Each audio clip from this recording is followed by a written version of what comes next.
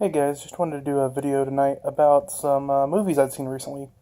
Some of you guys have probably seen my statuses where I've done a couple of reviews over the past couple months, and I talked about my favorite movies from 2016. Talked about how I'd seen probably like 35 maybe or so movies last year, and maybe gone to the movies close to 50 times.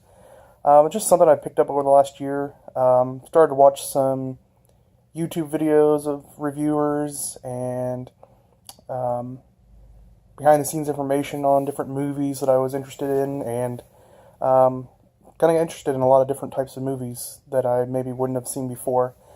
So tonight I wanted to do a video because I have about 4 movies that I hadn't talked about yet, hadn't put up as a status on Facebook. And I figured maybe this would be a little bit of an easier way to go a little bit more in depth with each one than I would be able to on a status because, it would get too long. So I guess here goes nothing. The first one I want to talk about is Split, starring James McAvoy. It's directed by M. Night Shyamalan. You might remember him from the movies Signs, The Sixth Sense, Unbreakable. He also did the Village, and then he also did the Avatar, the Last Airbender movie, which I didn't see and heard it's not very good. But anyways, Split's rated PG-13. It's a psychological thriller. Again, it stars James McAvoy, who does a tremendous job playing the character named Kevin, who I believe he has dissociative identity disorder, I believe is what it's called. And basically the tagline for the movie is that he has 23 distinct personalities, and there's a 24th that's about to be unleashed. And he does an amazing job portraying, for the most part of the movie, there's about 5 personalities that get major screen time, although in part of the movie you'll see some of the other personalities being displayed, but not very much. And yeah, it's really a thrill ride psychologically. The other star in the movie, who plays the young woman, is Anya Taylor-Joy.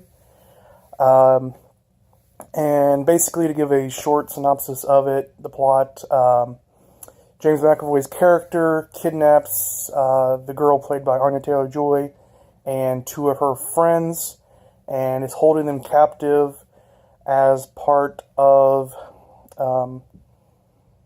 some plot that his personalities have hatched.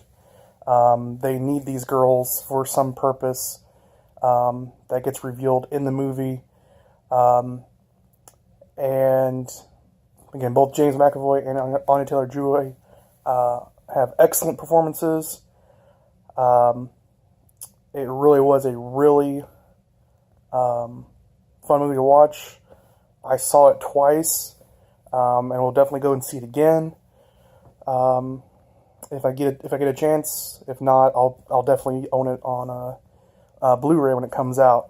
I would suggest this movie to you if you are a fan of the other M. Night Shyamalan movies, especially his earlier stuff like Signs, Sixth Sense, and Unbreakable.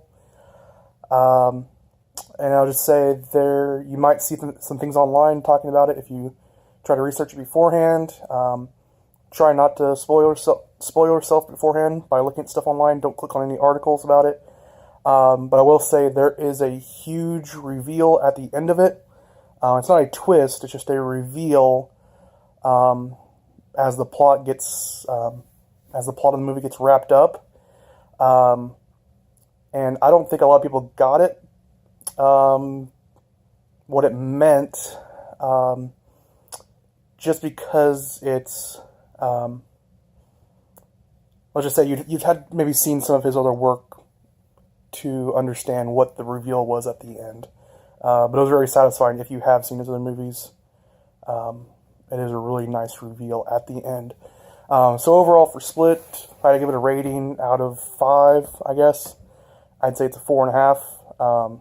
Really well done, and just really just really enjoyable to watch it. As a fan of some of his movies, and just psychological thriller movies in general. Moving on from there, something completely different, more recent, the Lego Batman movie. They came out with the Lego movie. I believe it was almost 2 years ago now, I think, which was a kind of a surprise hit. Whenever it was first announced they're doing a Lego movie, a lot of people were really skeptical about why would you want to watch a Lego movie unless you were like, a 5-year-old. But the Lego movie turned out to be really fantastic, really good. Got nominated for some awards. So now they come out with this Lego Batman movie as the follow-up to that. It has Will Arnett voicing Batman as he did in the first Lego movie. Zach Galifianakis voices the Joker. And one of my favorite performances was actually Michael Cera doing the voice of Robin, which was just hysterical throughout this whole movie. Whenever Robin was involved, and some of the lines that he had in interactions with Batman were some of the best parts of the movie. This movie is jam-packed with Easter eggs, especially if you're a Batman fan. You see things from all of the different eras of Batman's film history and comics history. Even if you're a diehard Batman fan, you might have to go online and actually look it up and see what some of those Easter eggs were, because you might not even catch them actually in the movie. But they are really funny and really nice things to see throughout the movie. I'm not going to go too much more in depth than that. It's just a great movie. Targeted towards kids, but it's good for all ages and really entertaining. And another one, I've seen it twice already. Went back and saw it again, and I will probably own that one also. I do own the first Lego movie already. Okay, moving on from that, we'll go again. Something completely different. John Wick Chapter 2. Now, this is a movie that, sequel to the original John Wick, which was a few years ago, which was a surprise hit. Hadn't really heard a lot about it before it came out, but it did decently well in theaters for not having much promotion behind it or a lot of people talking about it beforehand. So just a quick rundown. John Wick is played by Keanu Reeves. In this sequel, it also stars Ian McShane, Common, and Lawrence Fishburne. So he's reuniting with Keanu Reeves from their days in The Matrix. John Wick Chapter 2 is rated R. Violence, language, stuff like that. Possibly nudity, I can't remember. But it is a full throttle action movie. Basically, John Wick is kind of like an assassin. He gets hired to take people out, or he might have also worked doing things like as a bodyguard and stuff like that, protecting people. But long story short, he was in that type of business. In the first movie, he gets out of the business to have a normal life, but he gets dragged back into it. That first movie wraps up with him doing what he needs to do to get back out of it again. And Chapter 2, they're dragging him back in again. I don't know yet. I've seen it only once. I don't know if I like it more or like it less than the first one, but it gives you... Sorry about that. It gives you all the same, the action, the stunts that you would get in the first one. If you liked the first one, should like the second one just as well. Basically you get more of the same. Again, it is a new story. I don't think they retread too much. They do make it a nice new story of its own. But it gives you more of what you liked if you liked the original one. If you're not sure if you'll like it, I would say go back and watch the original one. You can find it on Blu-ray, you can rent it somewhere, maybe from Redbox or something like that. and check it out first, but I would highly recommend it. I thought it was very good. Alright, one more. The fourth one I'm going to review for you is one that I just saw today. I believe it just came out this weekend. And that is A Cure for Wellness. Now, I came out of this movie, and I immediately texted my friend that I have a new, most messed up movie I've ever seen, I believe. A Cure for Wellness. It is rated R. It is rated R for violence, language, I believe, nudity, and really a lot of disturbing images or disturbing situations. It again is kind of a psychological thriller slash horror movie. Okay, the stars of it. Dane Don is the main character, plays the main character. You might remember him from the Amazing Spider-Man movies. He played Harry Osborn. The other main actor is Jason Isaacs, and he played Lucius Malfoy in the Harry Potter movies. Okay, if you remember him. So those are the two main leads, the two people I think you might have heard of before that's in it. So overall, this movie, again, it's a very disturbing thriller. Has some body horror in it, like some things that happen to people. And it's kind of cringeworthy.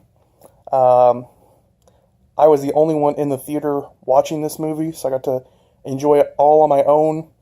Got to cover my eyes when things were on the screen that I really didn't want to see. There were a few scenes in particular where it's just things happening to people. So the basic premise of this movie is that Dane DeHaan plays this like Wall Street investment guy. He's a young guy coming up in the company. He closes a really big deal that gets the company a lot of money. And he's invited in by the board of directors to congratulate him and to also tell him that they need his help because they're going to be merging with another company, and there is a missing member of the board that they want him to go and collect. And basically what they're holding over his head is that they know that he did something illegal to close that big deal that got him into his new office and new position in the company. So they send him off to this wellness retreat place at this compound, this castle way up on a hill in Switzerland. So it's where all these rich people go to get spa treatments and rest and relax and gain back their health. And basically he's sent there to find the missing member of the board who hasn't been seen for a while, and they need him to come back and help out with this merger. So basically from there things happen, and it turns into this, really kind of disturbing thriller slash horror a little bit movie. So it's not really a super terrifying, scary all the time movie. Again, it's more of a thriller where he's in situations that he's not exactly sure what's going on. Things are weird. Strange things keep happening. Again, for the R rating, there's body horror things happening to people. Again, operations, stuff like that. This is kind of a medical clinic. They also call it a sanitarium. So some of the people there really are bad off. And just some of the scenes that happen to people and seeing bodies and stuff like that are just kind of might freak some people out. Kind of reminds me of Shutter Island. If you ever saw that movie with Leonardo DiCaprio. Again, it's kind of like a mental institution, set in a mental institution as well, sort of thing. And yeah, kind of a long movie. Was almost 2.5. I think it's 2:26. I think 2 hours 26 minutes, so almost 2.5 hours. Seems a little bit long. Seems like they could have wrapped it up a little more quickly. Um, I wouldn't say I didn't. I wouldn't say I didn't like it. Wouldn't say I really liked it. Um, I would say it's maybe one to check out. Maybe wait until to rent it, Redbox it, or wait for when it comes out on Netflix. But again, might be kind of something that you, if you're not good with body horror kind of stuff, might make you cringe a little bit. Again, you know, I kind of looked away, covered my eyes during a couple scenes because I was like, don't really want to see that necessarily. And once you get in the plot, once some of the plot points are revealed, it's a little disturbing plot-wise. But anyways, Cure for Wellness again. Wouldn't say I disliked it, wouldn't say I really liked it. On a scale, I would probably give it maybe a 2.75 to a 3, somewhere in there. Maybe good for one viewing. You've seen it. You know about it. You know, you're good after that. Okay, so that's for A Cure for Wellness. 2.75, about 3, something like that, out of 5. I think I forgot to go back and do John Wick Chapter 2. That'd be another one I give like a 4.5 out of 5. Lego Batman Movie, again like a 4.5. And I think Split I said in the beginning, about a 4.5. So, Split, Lego Batman Movie, John Wick Chapter 2. Highly recommend all 3 of those. Cure for Wellness, maybe wait and see it when it comes out on video. When you can get it for free on Netflix if you have Netflix already, or something like that. One little extra thing I want to say at the end here. I just want to talk about what got me into going to see a lot of movies and wanting to do these reviews and put them up and see if anybody liked them. I started watching videos on YouTube from these channels. One of them is called Collider Video. It used to be called AMC Movie Talk, but they moved it for Collider now. And it's just, they put these videos up all throughout the week. They have a daily one, Monday through Friday, called Movie Talk. They have a show on Wednesdays for horror, thriller, and other genre films. They have a superhero TV and movie show recap on Tuesdays. They do TV recaps on Mondays. And a lot of other things. And they take viewer questions and all sorts of things. That's Collider Videos on YouTube. I really love their channel. I watch it every day on YouTube, and that's where I get a lot of my behind-the-scenes information about new films that are coming out. And they do a really awesome job, and that's what really got me into seeing a lot of movies that I might not have seen. For instance, something like La La Land. Probably would have never watched that if I hadn't been, listening to them talk about it, behind-the-scenes information, and talking about how much they enjoyed it, things like that.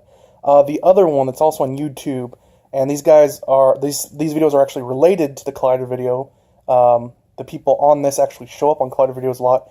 It is called Schmoes Know. Schmoes Know. They do movie reviews, so whenever a new movie comes out, they usually review it, sometimes a couple weeks ahead of time. Sometimes it's the week right before it comes out. Depends on when they get to see it and when studios allow them to put out the review for it. But they also do a show on Wednesday nights. It's about 2 hours long. It's called Schmoes Know Show. And basically they just do a live show on YouTube. They talk about movies. They talk about other things in entertainment. Lots of things. They give away prizes and all sorts of things. So I just wanted to let you guys know. So maybe check them out. They have quite a few fans, both the Collider Videos and the Schmoes Know. But I would like to see them get more because I think they do an awesome job. It's all free information and entertainment on YouTube. You don't have to pay anything for it. And it might expose you to some new movies that you might have not thought about seeing before. So if you like my reviews I do. I know some of you guys have liked my statuses doing those. Maybe go check them out, because that's where I'm getting some of my ideas to go to see some of these movies and to do these reviews. So that's about it. I just wanted to let you guys know about these 4 movies I saw. You can leave me a comment or a like if you liked hearing about them and want me to maybe review some more in the future.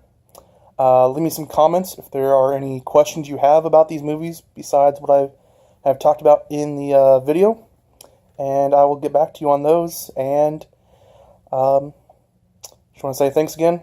If you stuck around for the, let's see, 20 minutes that I ended up talking, I was hoping to do this in maybe like 5 minutes, but had plenty to talk about with these movies, especially those 3 that I really liked.